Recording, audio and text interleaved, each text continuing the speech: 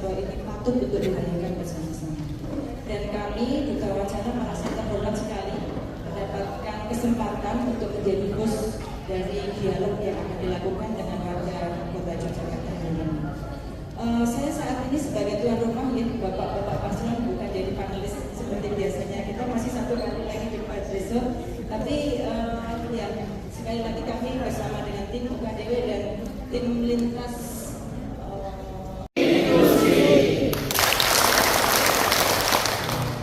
sekali lagi Jogja inklusi. silakan kembali. Terima kasih. Hanya persoalan atau kemudian terjadi di Kota Jogja, hal-hal yang kemudian itu menjadi apa? Agama menjadi dalilnya. Agama menjadi dalilnya. Nah, situasi-situasi ini saya kemudian melihat dari ketiga paslon ini, dari visi misinya belum menjadikan satu keberagaman yang terjadi di Kota Jogja menjadi satu hal yang prioritas.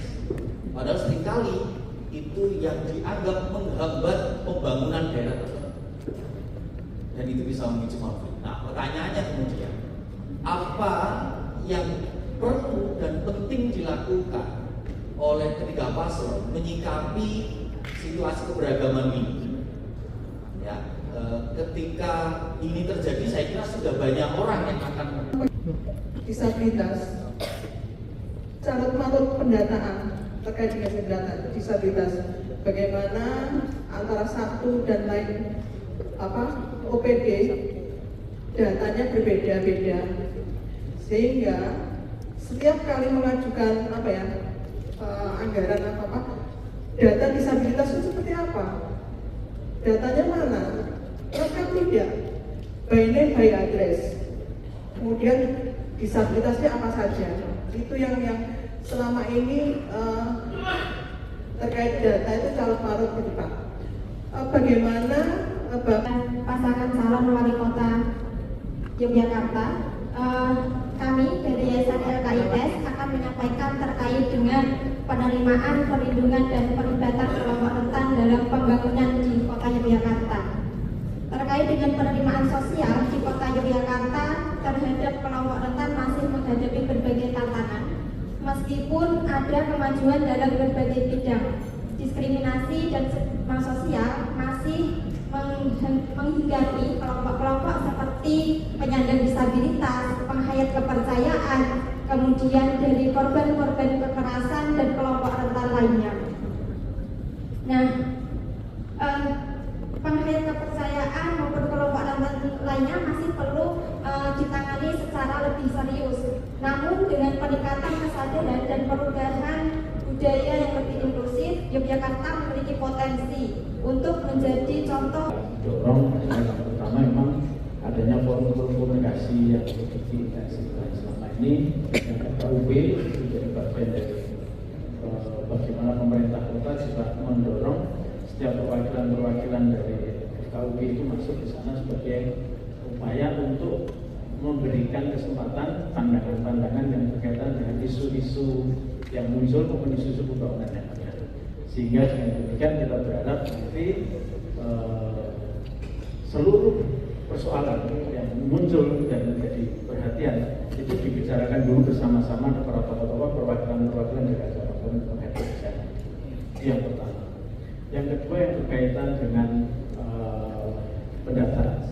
Saya kira salah satu yang dulu itu memang pernah ada kendala antara OPD beda, karena biasanya OPD sudah beberapa tahun ini integrasi pendataan Kota Yogyakarta sudah terbiasa, sehingga seluruh OPD ketika kita bicara tentang disabilitas itu punya data yang tunggal. Jadi tidak lagi hanya mengikuti pendataan yang dilakukan melalui pendataan yang Kementerian Sosial tentang kemiskinan. Biasanya kemiskinan karena biasanya bantuan itu biasanya masuk di situ disabilitas dan segala macamnya.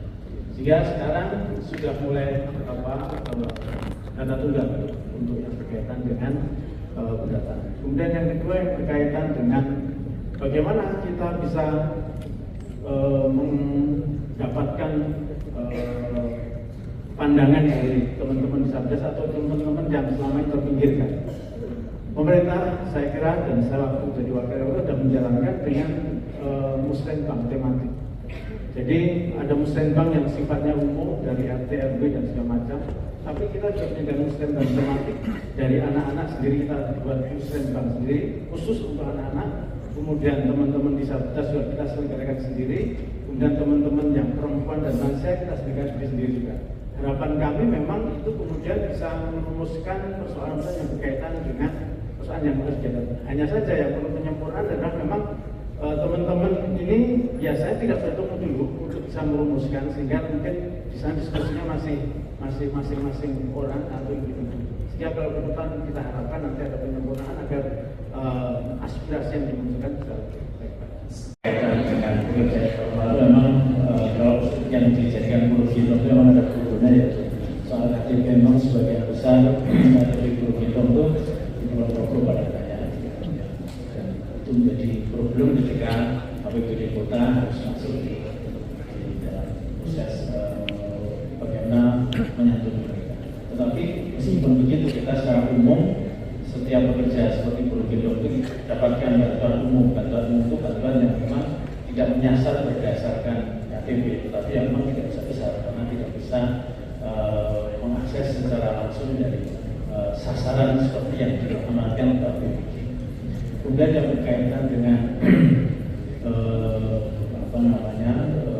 bagaimana UMK itu harus kita lakukan. Memang UMK itu meskipun kota Jogja tidak termasuk yang UMK tenaga kesehatan, tetapi memang ada problemnya. Memang harus ada kesepakatan antara pekerja maupun pemberi kerja. Itu yang memang mau tidak mau harus ada banyak upaya kita untuk menjadikan semua usaha yang di kota Jakarta punya pertumbuhan yang harusnya itu juga bisa menjadi bagian dari pertimbangan untuk meningkatkan pendapatannya.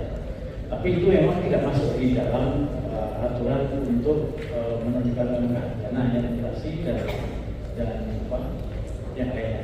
Sehingga pada titik ketika keuntungan besar dan segala macam itu tidak menjadi bagian variabel yang, tapi itu adalah kesepakatan di antara pekerja dan pekerja. Kebetulan kita juga ada dua program yang mungkin relevan dengan isu UMK ini, UMP ini. Jadi salah satunya adalah 5.000 beasiswa itu untuk kuliah. Dengan itu harapannya nanti peluang untuk mendapat pekerjaan yang mungkin tidak berlama-lama dengan UMK itu bisa terbuka di situ. Jadi kalau terjadi konfigurasi data S1, SMA, SMK dan mungkin yang bahkan pengangguran yang tidak sekolah itu, ketika mereka mendapatkan pendidikan yang lebih tinggi, peluang mendapatkan pekerjaan yang lebih bagus mungkin juga bisa menjadi solusi. Selain itu juga program pelatihan dan pendampingan. Nah, juga bulan kita juga ada membuka 6.000 lapangan pekerjaan itu, entah nanti dari program Topkor atau entah dari dunia, dari termasuk sampah. Nanti juga akan ada rekrutmen pekerja, termasuk inkubator bisnis. Nanti harapannya juga bisa memenangi. Gitu Mas. Cukup tepuk tangan untuk paslon 1. Baik, terima kasih. Jadi kalau pembiayaan itu dari PAUD, TK, SD, SMP sampai SMA pun SPP-nya pemerintah kota sudah membiayainya. SPP-nya bahkan untuk KMS mereka yang berpendidikan yang miskin itu juga ada jaminan pendidikan daerah. Mereka dikasih kartu, nilainya ada uang di situ untuk membeli dari sepatu, baju, seragam, sampai tas dan sebagainya itu ada. Kalau masih termasuk membantu untuk mengeluarkan jasanya kita itu ada untuk yang wajib belajar 12 tahun itu. Saya kira kalau kota Jakarta. Kemudian yang kedua yang berkaitan dengan bagaimana kita melihat ada persoalan yang muncul meskipun sebenarnya sudah ditanggung semuanya sebetulnya, tapi kadang-kadang masih ada tarikan-tarikan. Sebenarnya kita sudah banyak selesaikan juga, dan saya sudah pernah mengalami juga ketika kasus-kasus seragam dan segala macam itu muncul dan kemudian diselesaikan oleh teman-teman ombudsman, dan kemudian apa yang menjadikan rekomendasi ombudsman itu yang akan kita jalankan. Jadi saya kira untuk Kota Yogyakarta mungkin komite-komite itu sudah sangat hati-hati untuk menarik, karena selalu berada pada penegakan ombudsman yang selama ini selalu mulai. Oleh karena itu memang sekarang ini kayak misalnya mau piknik dan segala macam pun hampir tidak ada yang diwajibkan. Kalau dilarang mungkin sebagian sekolah tidak, karena ada juga desakan dari orang tua mungkin juga, tetapi ya akhirnya tidak diwajibkan. Bahwa kemudian itu akan menimbulkan kesenjangan dan segala macam, itulah yang sebenarnya harus kita fasilitasi, karena sebenarnya untuk anak-anak pelajar di Kota Jogja itu juga kita pengenkan untuk museum-museum itu sebenarnya sudah ada juga. Memang kalau sampai ke luar kota itu yang memang biasanya menjadi bagian dari keinginan masyarakat. Mungkin yang terkait indeks literasi ya, jadi barangkali memang kita perlu diurus sedikit bahwa literasi ini tidak hanya soal membaca, menulis dan menghitung ya, karena anak sekarang punya cara belajar yang barangkali beda. Jadi over informasi mereka bisa belajar dari manapun, dari YouTube dan sebagainya gitu. Tapi bahwa diajak untuk gerakan membaca itu juga penting. Yang juga penting adalah diajak untuk diskusi. Nah, ruang untuk anak-anak kita diajak ngobrol, diajak diskusi, kemudian diberi apresiasi, kemudian yang juga penting adalah akses terhadap kebijakan dan program ini juga penting. Nah, ruang diskusi, ruang apresiasi ini yang akan membuat ya mereka ini belajar dengan cara apa itu mereka bisa memaknai kehidupannya. Cukup. Tepuk tangan untuk paslon 1, Jogja.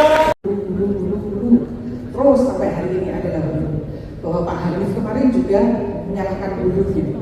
Selalu seperti itu. Padahal sebenarnya kalau kita bicara tentang ketugasan dari pemerintah, yaitu menyediakan hilir. Sehingga apa yang terjadi saat ini tidak terjadi. Melihat tumpukan sampah yang sekarang kita lihat di kota, kalau itu bisa diselesaikan di hilir yang difasilitasi oleh pemerintah, tentunya tidak akan ada pemandangan seperti itu. Tadi sesuai dengan apa yang sudah disampaikan oleh moderator, kita bicaranya tentang dana. Ya, yang kami tahu hanya sekitar 1,9% itu dana yang dialokasikan untuk pengelolaan sampah dari APBD. Dan kalau itu diterus-teruskan, saya yakin sampai tahun kapanpun masalah sampah tidak akan pernah selesai. Nah, strategi apa yang Bapak-Bapak? Kita bicara dulu nggak akan pernah selesai, karena hilirnya kalau nggak selesai nggak akan pernah selesai. Jadi dulu jalan, tetapi kalau hilir nggak jalan, ya sekarang yang terjadi.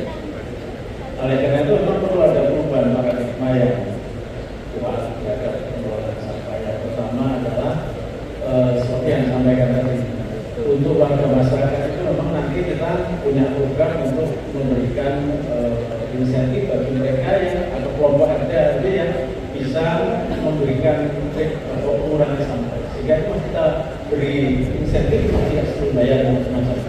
Sehingga proses untuk menjadikan volume sampah berkurang itu juga karena kita memberikan insentif bagi masyarakat yang bisa mengelola sampah. Nah, ini bagian dari kita kalau sekarang kan mengelola sampah bagus dan nggak bagus terkait produksi, bahkan ada yang kiloan dari itu. Kemudian yang kedua, kita memang mau tidak mau harus membangun kerjasama dengan berbagai daerah, terutama untuk memanfaatkan mesin-mesin pengolah. Mau tidak mau kita harus mencari mesin untuk mengolah.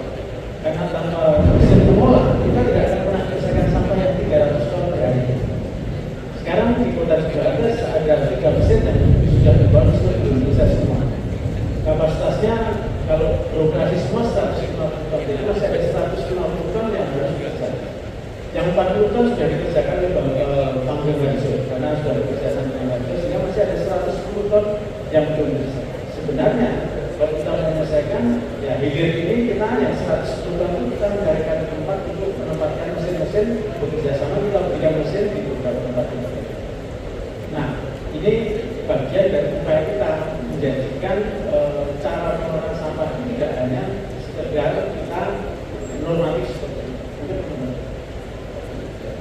Ya, mungkin terkait dengan kebijakan anggaran, memang berkali-kali kita sampaikan bahwa prioritas APBD 2025 itu untuk penuntasan masalah sampah berapapun biayanya, tentunya dengan ketajaran yang sudah jelas dulu yang kita buat, sehingga nanti prioritas APBD-nya untuk itu. Kemudian yang kedua, memang semua, karena ini masalah kita semua, maka tanggung jawab pengelola sampah ini juga harus di semua level. Artinya nanti di level kelurahan, di level RT dan sebagainya, dan kita berencana untuk bikin kabel sampah. Namanya nanti rencananya sih jumlah kilo angkut. Nah itu nanti juga bisa menjadi tenaga kerja untuk seperti kabel itu. Cukup. Tepuk tangan untuk paslon. Kalau kita bicara pembunian, salah satu yang kami program kami memang kan memperbanyak hunian vertikal, terutama dengan lahan yang sudah Jakarta sangat terbatas. Nah, salah satu yang menjadi bagian dari rencana kami adalah memang memanfaatkan saluran yang ada di sepanjang badan sungai juga menjadi bagian untuk kita nanti memberikan kesempatan pada masyarakat maupun anak-anak muda itu bisa mendapatkan hunian. Memang yang menjadi problem kita itu memang memindah secara kultural warga yang terbiasa di rumah pendek untuk menjadi vertikal yang masih berbeda. Beberapa titik ketika kita bicara memang mereka masih keberatan rumahnya susun. Jadi ini memang mohon nanti sudah dibantu tentang bagaimana kita mensosialisasikan agar kita bisa meremajakan perkampungan itu. Salah satu caranya memang di rumah vertikal yang dilakukan. Tapi ini memang untuk memindahkan kebiasaan orang tinggal di rumah yang biasa ke rumah itu perlu waktu. Saya lihat sudah ada beberapa yang pokoknya kalau saya rumah busuk saya nggak mau, pokoknya itu masih banyak ya, harus ada. Kemudian revitalisasi sungai yang sudah kita lakukan, memang salah satu di antaranya memang memberikan akses masyarakat agar lingkungan di sekitar sungai itu juga menjadi bersih dan akses ekonomi sosialnya juga muncul di sana. Nah, seperti di muncul kita ketika menunjukkan 3 meter itu ada beberapa rumah yang kemudian tinggal 1 meter dan segala macam. Kemudian kita buatkan rumah susun di sekitar sana untuk bisa menampung mereka juga di bagian ini. Ini bagian yang harus kita jadikan upaya kita mengatasi soal hunian. Termasuk kita menginginkan nanti kalau perlu beberapa pasar tradisional pun kita bisa bagian bawahnya adalah pasar tradisional, tapi atasnya bisa juga untuk hunian dan sebagainya. Menyangkut tentang air bersih, hotel memang sudah diwajibkan pakai pump, tetapi kita tahu pump PDAM ini tidak mampu untuk mensuplai kebutuhan itu. Dan oleh karena itu, hotel masih ada yang menggunakan sumber air dalam. Dan kewajiban setiap hotel itu adalah membagikan air bersihnya pada lingkungan sekitarnya. Itu ada kewajiban, ada aturannya. Kemudian yang berkaitan dengan penangkapan air, kita juga sudah membangun embung-embung yang belum embung sebelah utara air. Kita rancang begitu dalam masuk dan ada embung itu untuk menangkap air. Kemudian ipal untuk menghadapi E. coli, ipal air limbah. Sekarang memang banyak